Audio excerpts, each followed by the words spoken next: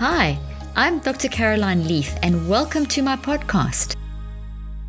Before we begin, I want to talk to you about something that I am very, very excited about, and that is my 2019 Mental Health Makeover Initiative. Each month, I'm going to look at a specific problem, issue, and concept related to mental health.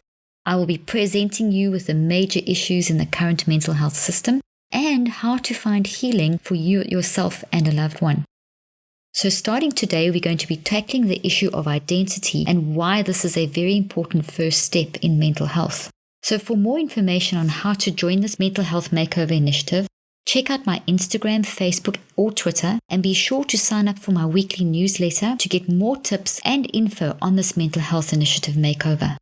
Also, be sure to subscribe to my YouTube channel for the weekly live discussions and to get the book, The Perfect You, which is on sale now, less 35%. You can go to drleaf.com and you'll see that there's also an Audible and Kindle version available. If you can't make my YouTube live at that particular time, don't worry, you can watch it at any time afterwards on my YouTube channel. So just make sure you subscribe to my YouTube channel. Today we're going to talk about identity and the importance of identity and why identity is the first step in dealing with mental health issues. I practiced clinically for 25 years and I found very soon into practicing that one of the first things that I needed to do was to help my patients to identify who they were, to really get to grips with their identity. Because really, my patients would walk, when I began in the late 80s and began helping my patients understand their identity, it was in order to give them purpose in a world that was making them feel like they just did not measure up, that they were just not good enough. So many of them had been told that they were not good at something or they were not good at anything. Many had been over-diagnosed, over-tested, over-therapeutised. They were just negative about themselves because the world had been negative towards them. And it was very obvious that their inner conflict had dissolved into a lot of confusion and they really had very little hope. And when you lose hope, I saw this so clearly in my patients. This often developed into toxic mindsets. And that led them to believe that they were the failures or to become the very failures that they believed they were. So I realized very early on that there's no amount of more diagnosing, more testing, and more programs would help them until they believed in themselves. And how do you get someone to believe in themselves? How do you give someone hope again? It's to show them that they have something unique that sets them apart from everyone else. One of the statements I used to make to my patients, and they didn't always believe it in the beginning, but they eventually did, was to say that there is something that you can do that no one else on this planet can do. That the thought that you're thinking right at this moment, no one has ever thought this thought before, because only you can think in the way that you have just thought. And the thought that you have just thought has a physical structure and it's alive forever. Once you create a thought with your unique way of thinking, you've set something in motion that has eternal value. And sometimes we make the wrong choices through wrong toxic mindsets because we've stepped out of our identity. And those thoughts, yes, they're also alive for eternity. But the beauty of stepping into your identity, understanding your perfect you nature, is that you can redesign and reconceptualize wrong thinking. But until you actually understand who you are and how you think, which I call the perfect you, which is your identity, you're going to forever be haunted by that toxic thinking or by those things that you think you can't do or the failure that you believe you are or the loss of hope that you've been living under and the loss of purpose. And because there's something that only you can do, if you don't step into this, the whole world actually suffers because the unique way that you think and the unique actions and behaviors and results that this produces, only you can produce. So by each and every one of us stepping into our perfect you, we contribute to a better world globally. So there's a huge community impact on understanding your identity. See, the research that I've done on identity is based on cutting-edge, evidence-based neuroscientific research. And I've taken this and I've applied it in a very practical way, a literally life-saving way. And I say that because there's enough evidence showing that when people lose identity and lose hope, they just give up.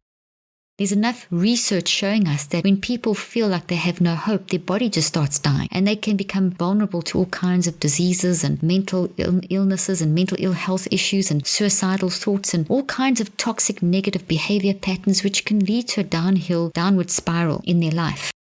We need to practically understand that there's a science behind identity. It's not just something that's nice to know. It's not just a band-aid on a wound. It is a reality that each and every one of us needs to come to grips with. And we will spend our whole life actually learning to understand our perfect you identity. Because we grow, we are forever changing. You're not the same today as you were yesterday, and you know that full well. That's not something that is unique to, or you've never heard that before. But the thing that we have to do is to understand our natural perfect you nature and make sure that we are growing within that correct way instead of building toxic, distorted, imperfect you mindsets. And the beauty of understanding your identity is also the realization that we can change. When I would show my patients, and now hundreds of thousands of people around the world are using these concepts, when people get an understanding of how they uniquely think and feel and choose, in other words, the unique perfect you identity that they have, it becomes so much easier to stand back and evaluate what you've done well and what you're doing wrong, and why you've done that wrong and how you can improve on that. How you can improve your learning, how you can improve your relationships, how you can improve how you function at work, as a parent, as a friend, just in your career, at school, in your relationships, in every sphere of life. You can become so much more at peace with yourself. You can learn to deal with the issues of life so much more effectively when you realize that at who you are, at your core, is this incredibly resilient, incredible human being. A lot of people that lose hope and that step into mental ill health don't recognize the resilience that they actually have within them because they've been so trained out of understanding the uniqueness of their identity.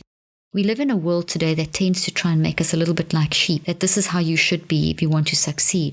There's an endless amount of books out there telling you how you should be and how you should try and model your life after this person or that person in order to become successful. And in doing that, we lose our identity because you do make a lousy someone else, but you make a perfect you. Reading those kinds of books of how other people have succeeded shouldn't make you want to be like them. It should make you want to learn from them.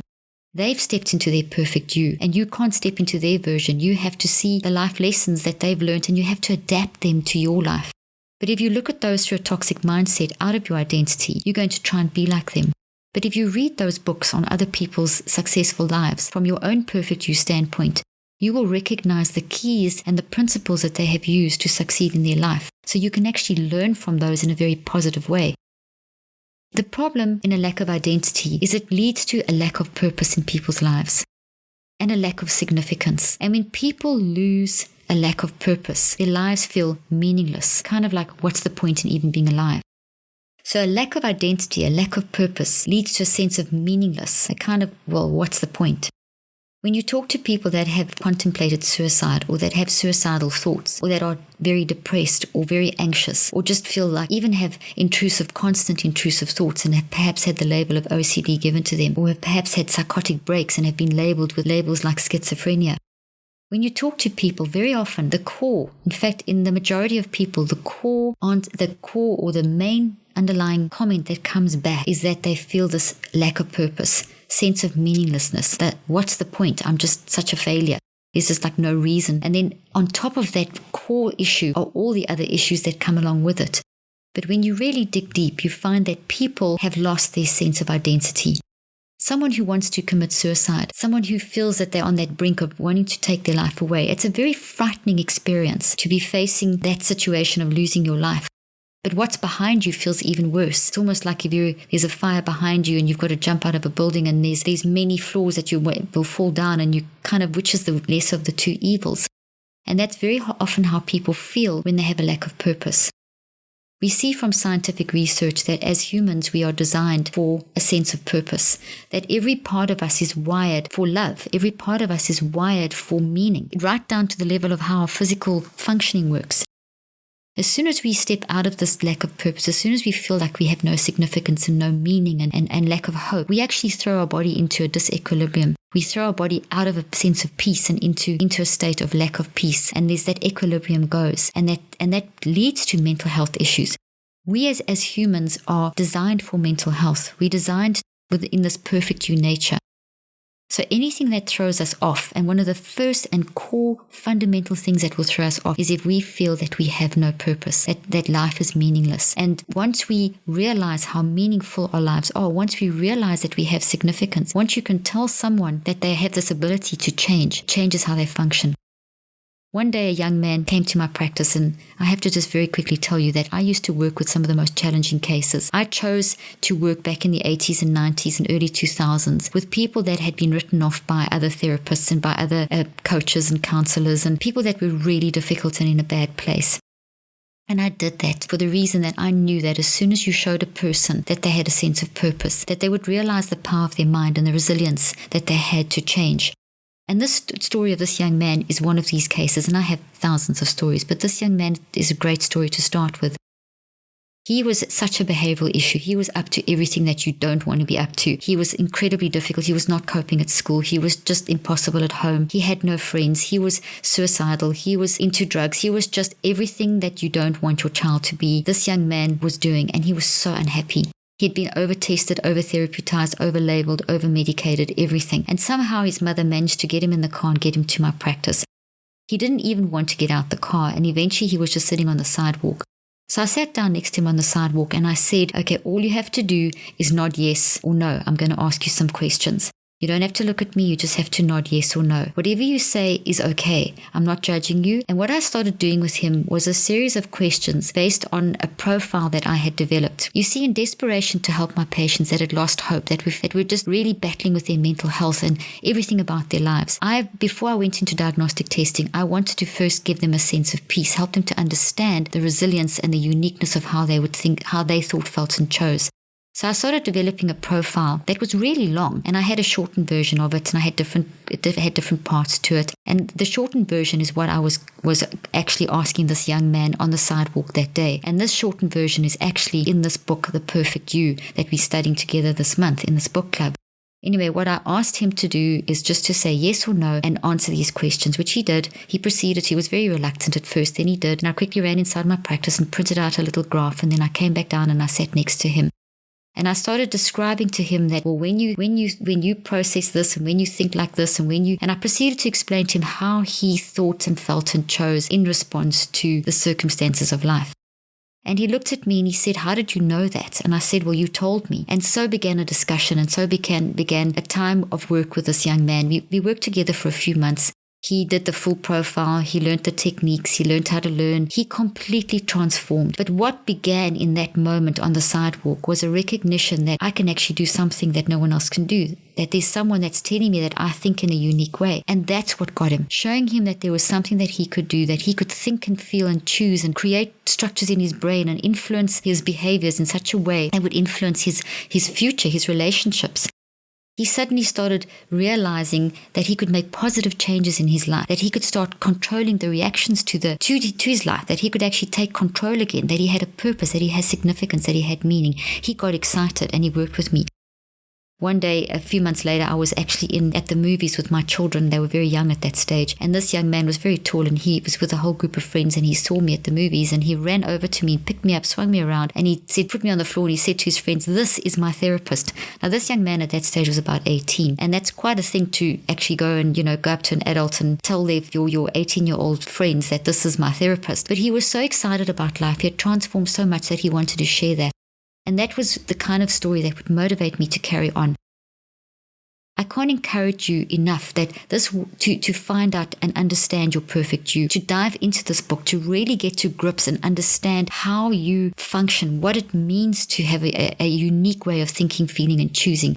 Because essentially what this book is all about, this perfect you, is helping you to understand how you uniquely think and feel and choose, which then builds these unique ways of thinking inside of your brain and in your mind, which then produces the unique behaviors that you alone can produce in this world. That you can make the contribution to the world that only you can make, and that is so valuable not only to you but to the world that you live in. You have a very, very important and significant, meaningful place and role to play in this world, and you need to play that. So join me on this book club. Don't miss a day. Dive into the book. If you haven't got the book yet, get the book, read the book, study the book, get the workbook, get the DVD, get the online program, and dive in and join me, and let's create significance together. Thank you for joining me today. I'm Dr. Caroline Leaf.